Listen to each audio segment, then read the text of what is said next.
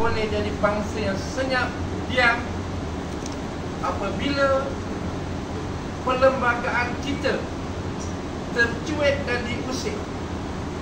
Pertama. Kedua ialah kita tidak boleh diam sekiranya institusi raja kita